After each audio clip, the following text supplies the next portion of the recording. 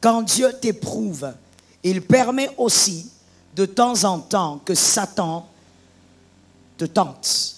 Je dis, celui qui vit l'épreuve, l'œil de Dieu n'est pas maudit. Oh non, on t'a menti, il n'est pas maudit.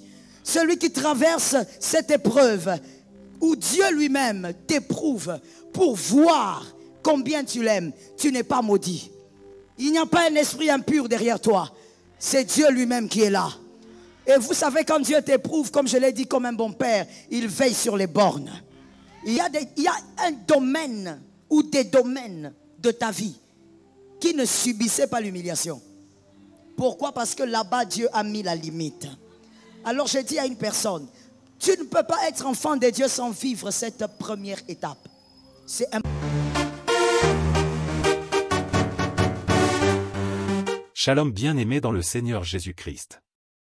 Aujourd'hui, la servante de Dieu Joël Gloria Cabassel, pasteur principal de l'église Assemblée évangélique Nouvelle Alliance de Kinshasa, aborde un thème profond: pourquoi Dieu permet-il les épreuves dans nos vies et comment pouvons-nous tenir ferme?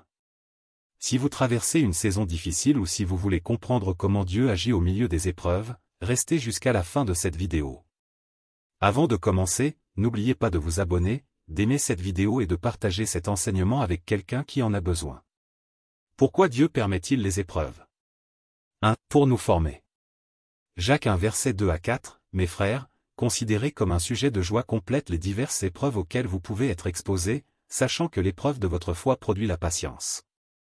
Mais il faut que la patience accomplisse parfaitement son œuvre, afin que vous soyez parfaits et accomplis, sans défaillance. Dieu utilise les épreuves pour édifier notre caractère, nous apprendre la patience et nous rapprocher de sa perfection. 2. Pour nous rapprocher de lui. Psaume 34 verset 19, le malheur atteint souvent le juste, mais l'Éternel l'en délivre toujours. Lorsque nous sommes faibles, nous apprenons à dépendre de Dieu et à nous appuyer pleinement sur lui. 3. Pour manifester sa gloire. Jean 9 verset 2 à 3, ses disciples lui posèrent cette question: Rabbi, qui a péché, cet homme ou ses parents, pour qu'il soit né aveugle?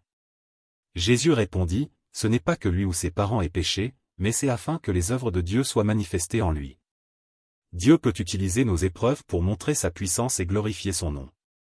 Comment tenir bon au milieu des épreuves? 1. Rester ancré dans la parole de Dieu. 2. Prier sans cesse. 3. S'appuyer sur la communauté des croyants.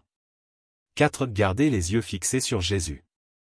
Abonnez-vous, aimez et partagez afin d'apporter l'évangile de Jésus-Christ aux nations, car il y aura plus de joie dans le ciel pour un seul pécheur qui se repent. Que la bénédiction de Dieu soit votre partage dans le nom puissant de Jésus-Christ. Amen.